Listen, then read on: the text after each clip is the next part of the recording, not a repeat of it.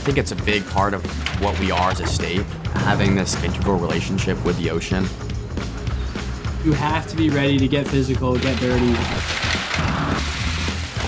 I'd have to leave the state to find an opportunity.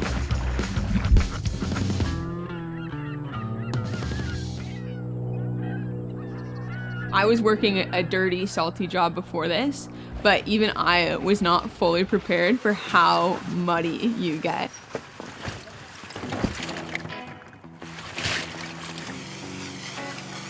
The boat ride in the morning is nice. I like it. It's very calm and soothing. No one's out in the water except you. We get to the raft, it's time to work, and we just get going. We just attack the day, and we just keep going and going and going. Most of the time, we're just enjoying ourselves, just working hard and, looking out for each other. That's very important. I've never had a day out here really where I'm like watching the clock. I just kind of fell in love with the small communities and working waterfronts. I guess it wasn't out of the realm of possibility, but I hadn't worked on the ocean before. I never thought I would be an oyster farmer. I think 5-year-old me would think I'm really freaking cool.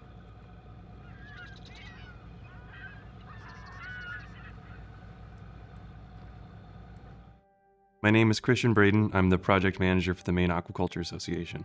My colleague Carissa Moore and I developed the program. We worked with the Gulf of Maine Research Institute. There was a formal study of the Maine Aquaculture Workforce Development Strategy that did confirm that we had these shortages and that an apprenticeship program was the most effective way to address it. I am the Aquaculture Program Manager at the Gulf of Maine Research Institute here in Portland.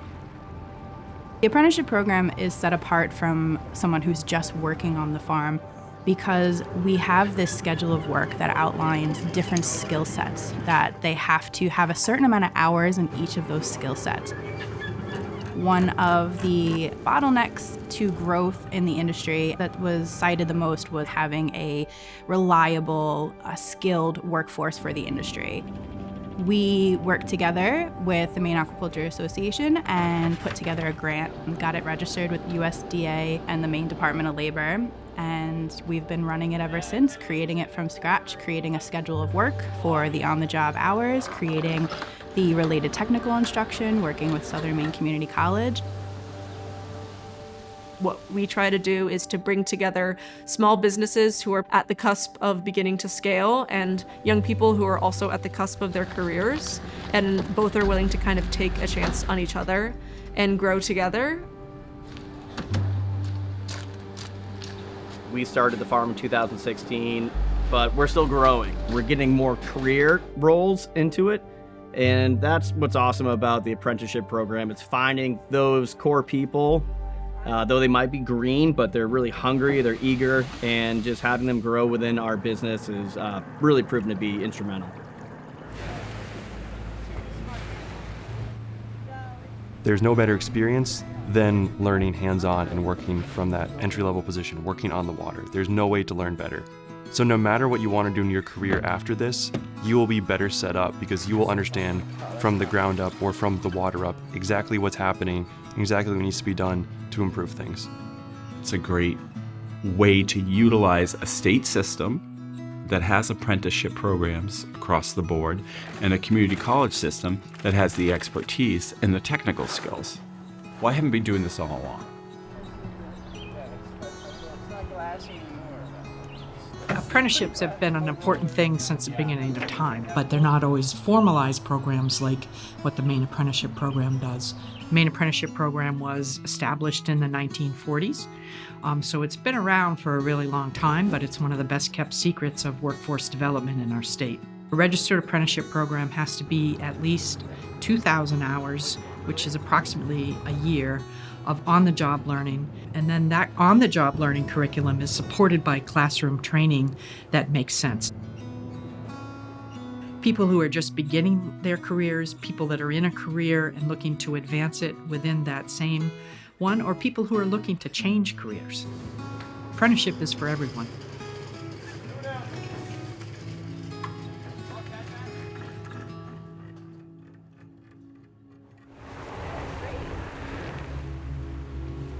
Started oyster farming as a diversification from clam digging. The farm got to a place where it started to need more and more work. You have someone who had made a 2,000-hour commitment. They went all in. And then, after they got through all those 2,000 hours, they completed the program. They have this experience. With that apprenticeship stamp, I think that employers can have a lot more confidence with their hiring. To be able to have that standard makes everything so much easier. I've got somebody who's gone through the program, and I know what that means. There's a list of competencies. It means a lot to farmers, especially those of us that are still scaling. We still haven't realized the farm that we're going to be. So to have help from the Maine Aquaculture Association to take part of this program is wonderful.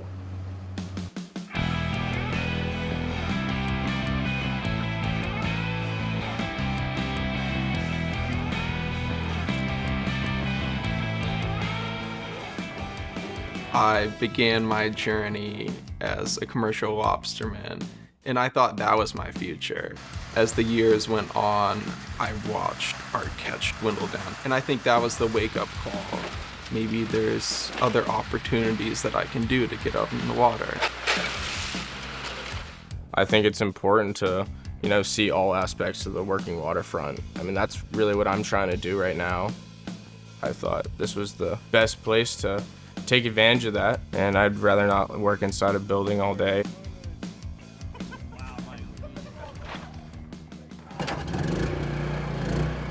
If you enjoy commercial fishing, that kind of stuff, I don't see why you wouldn't want to diversify.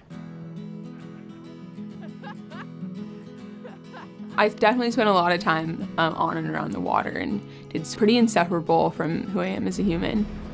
I was looking to put down roots somewhere, and so I moved to Maine to start the apprenticeship. It really presented this opportunity to continue working on the water, but be able to go home at the end of the day and have a little bit of a life outside of work.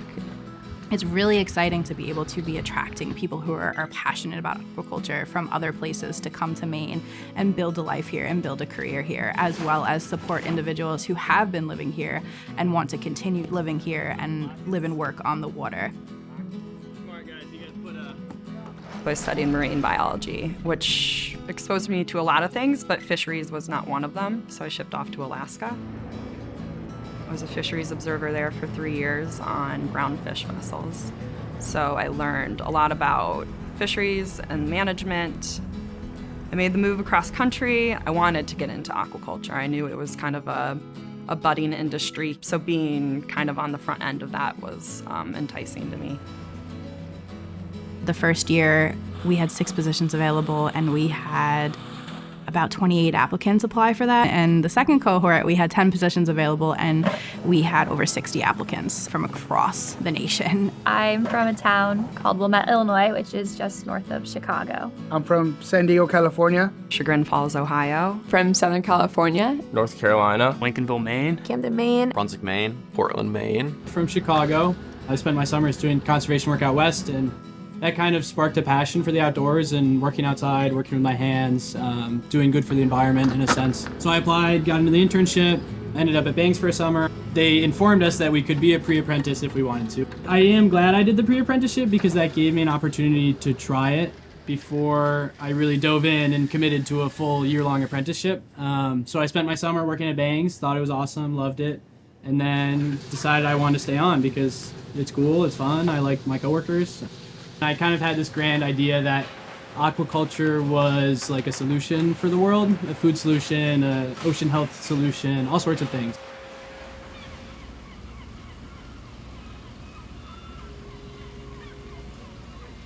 I've worked on so many farms since I was, I think, 12. I started doing 4-H on a cattle farm in Rockport. I think it is time to gain another type of farming experience, be outside more.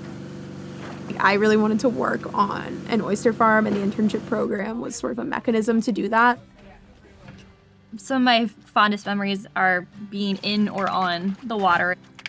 Growing up in the Midwest, I've had this idea of the ocean. I had already had my sights set on moving to Maine, and then this opportunity just fell into place. I didn't actually spend a lot of time on the water until I was probably in my teens.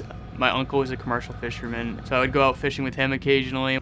I got a gig interning for a scallop farm in Penobscot Bay, and that kind of opened the whole door to the aquaculture industry for me. I didn't really know what to expect, but I was open to kind of anything and ready just to see what happened. And it worked out for the best, I think. I took a gap year and I went up to Alaska, and I was up there doing odd jobs in the fishing industry, and then I eventually got into commercial fishing. I didn't think I'd be anywhere near oysters. I came to Maine and I wanted to look for another opportunity. Ben Hamilton actually saw my boots and asked me if I was a commercial fisherman or if I did anything in the water, and I told him I don't do anything here in Maine currently, but I'd like to. People here are nice, they're willing to teach you.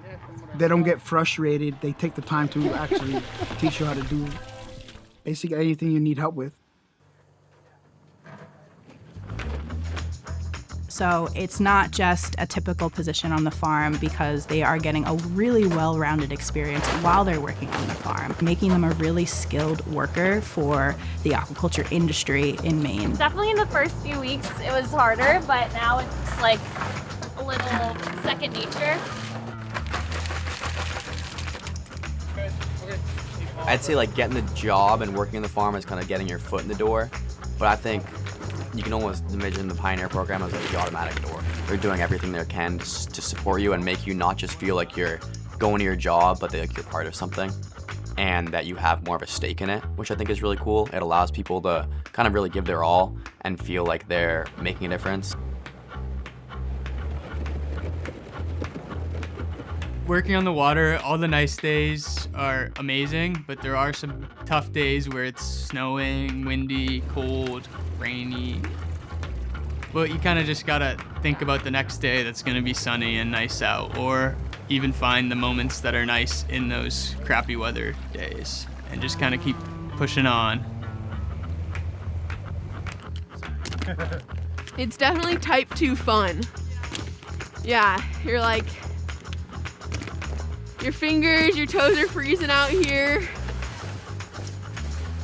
And it's only as bad as you make it. I mean, it takes more energy to have a bad time than it does have a good time. You gotta know how to layer up and stay warm, and you gotta just embrace it and kind of enjoy the grind of it. It's not always pretty, it's not always perfect, but you just kind of gotta find a way to love it.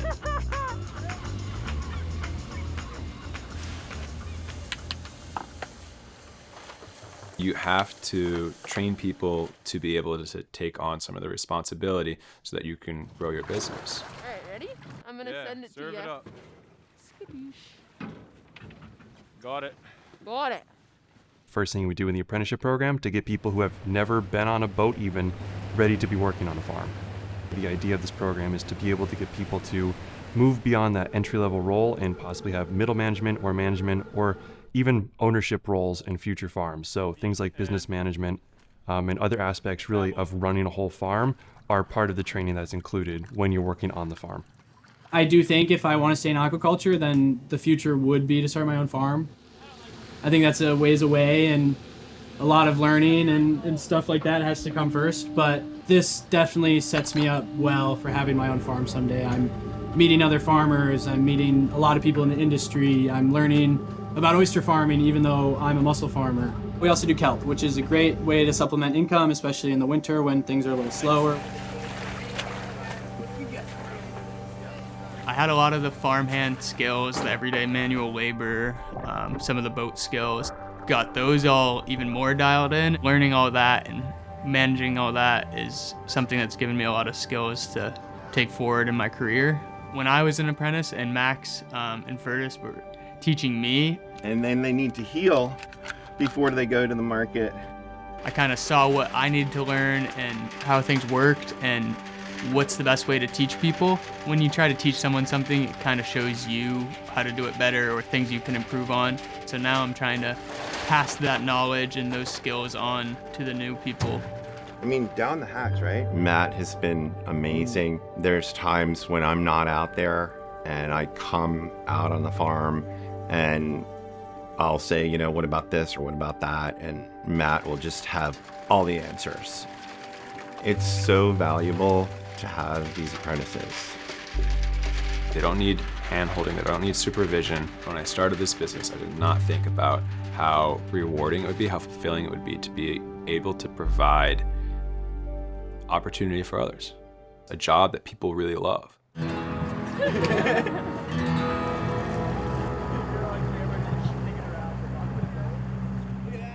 A very common trope these days is that young people don't want to work like they used to. I've seen exactly the opposite. I can't get over how passionate a lot of young folks in Maine are about entering this industry.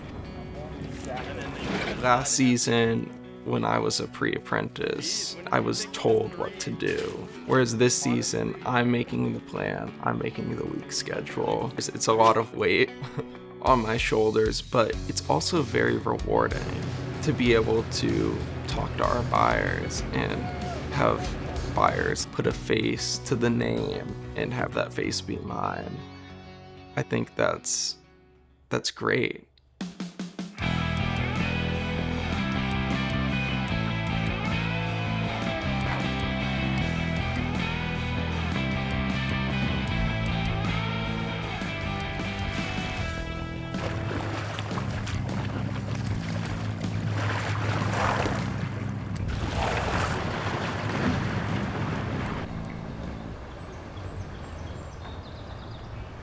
Allowing folks the opportunity to enter the industry with maybe a lower barrier of entry is essential if we want to grow this industry, especially having it being so young. Like when I began lobstering, for example, nobody on the wharf looked like me. It felt like I was up against so many different barriers. To join a new industry, which is a whole new breadth of life, there are less barriers of entry, and you can really make something for yourself within this industry, being of a diverse background. With commercial fishing, it felt like it was hard to find a place on the waterfront. But with aquaculture, whether you're working on the farm or wanting to start your own farm, it seems like everybody wants to help you be successful, because if you're successful, the community is successful. I am the first graduated apprentice in the program, and being a woman just makes it that much better. I wouldn't have necessarily been the person that people picture to kind of hold space in this industry. I'm here and I'm doing it, and there's a lot of other really badass young women that I'm surrounded by too. It really matters to be surrounded by people who you identify with and who make you feel confident and capable in yourself. Asking for help is not something that I'm strong at, and I think that's because I've been in these situations where perhaps asking for help would seem like a weakness. But at the farm that I worked at, I was 100% equal as everyone else. They didn't treat me differently. They respected my opinion just as much as others, and I really appreciate that. You got all day. This apprenticeship program is creating access for people who typically haven't had access or haven't felt like they could handle this type of a job. They didn't think they were strong enough to actually do aquaculture, and then they learn that you don't have to be the strongest person out there, and that you're a team and it's a team effort, and that your skills do grow with that. And I think that's really exciting. Everyone certainly is capable of working hard no matter what identity. A lot of people don't have a lot of experience on the water, but that can all be taught. As long as they're willing to work hard and be open-minded, I think that's huge. And that could change somebody's life.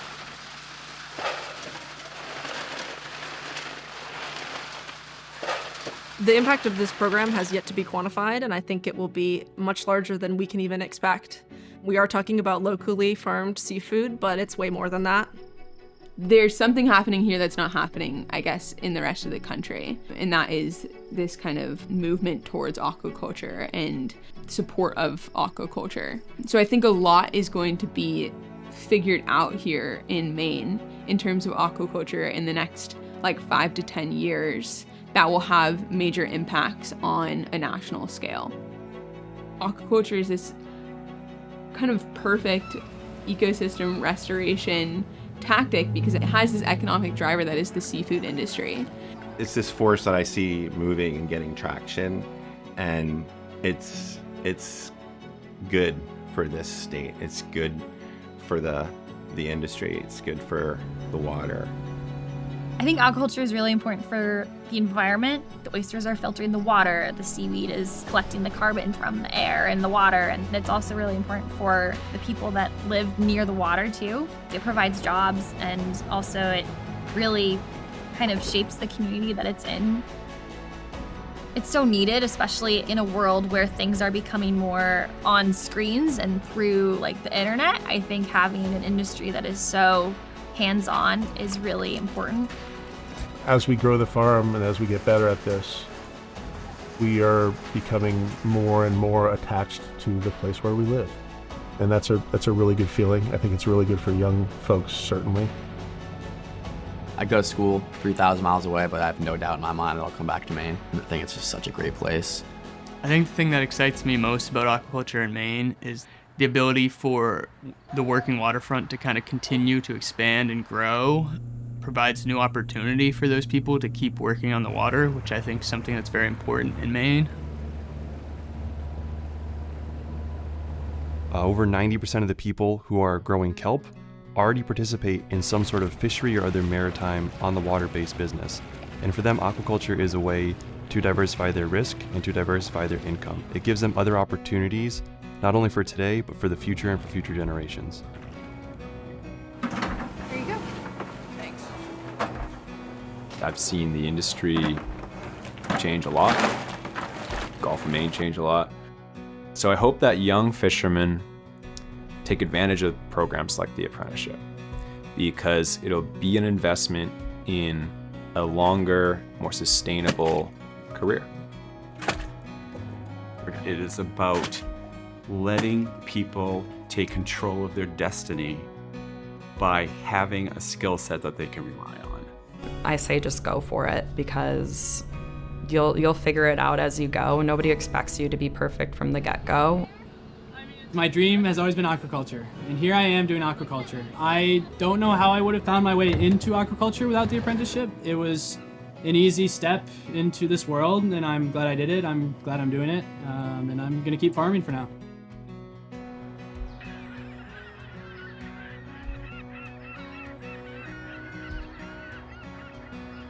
This is our third year with the internship and our first year with the apprenticeship. The applicants right now that are applying for this all really care about green jobs, sustainability, stewardship of the river.